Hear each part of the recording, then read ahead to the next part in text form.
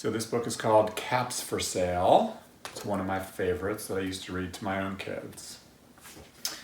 Once there was a peddler who sold caps, but he was not like an ordinary peddler, carrying his wares on his back. He carried them on the top of his head. First he had on his own checked cap, then a bunch of gray caps, then a bunch of brown caps, then a bunch of blue caps, and on the very top, a bunch of red caps. He walked up and down the streets, holding himself up very straight so as not to upset his caps. And as he went along, he called, "Caps, caps for sale, 50 cents a cap." One morning, he couldn't sell any caps. He walked up the street and he walked down the street calling, "Caps, caps for sale, 50 cents a cap."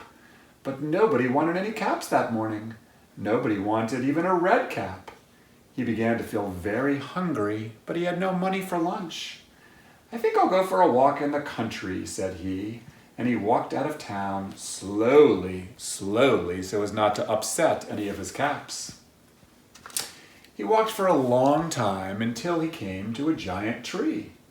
"That's a nice place for a rest," thought he, and he sat down very slowly under the tree and leaned back little by little against the tree trunk so as not to disturb the caps on his head.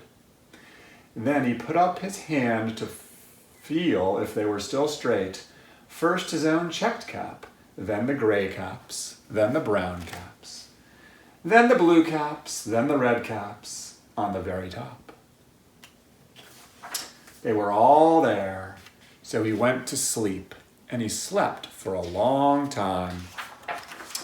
When he woke up, he was refreshed and rested. But before standing up, he felt with his hand to make sure his caps were in the right place. All he felt was his own checked cap. He looked to the right of him, no caps. He looked to the left of him, no caps. He looked in back of him, no caps. He looked behind the tree, no caps. Then he looked up in the tree. And what do you think he saw up there? On every branch sat a monkey. On every monkey was a gray or a brown or a blue or a red cap. The peddler looked at the monkeys. The monkeys looked at the peddler.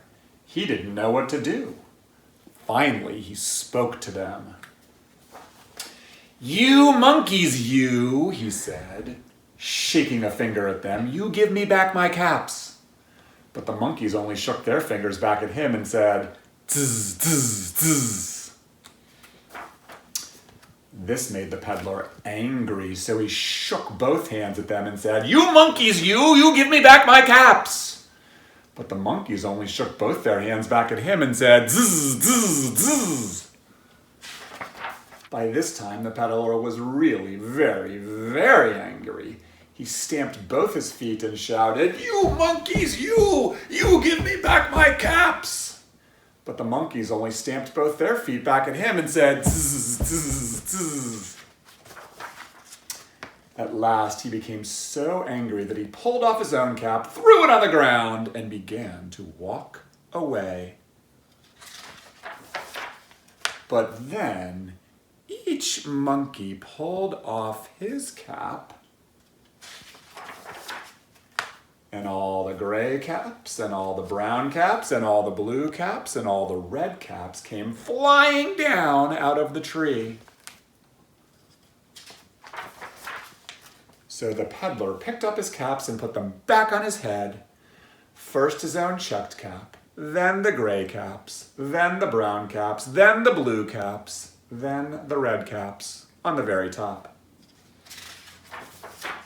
And slowly he walked back to town calling, "Caps, caps for sale, 50 cents a cap." The end. Thank you.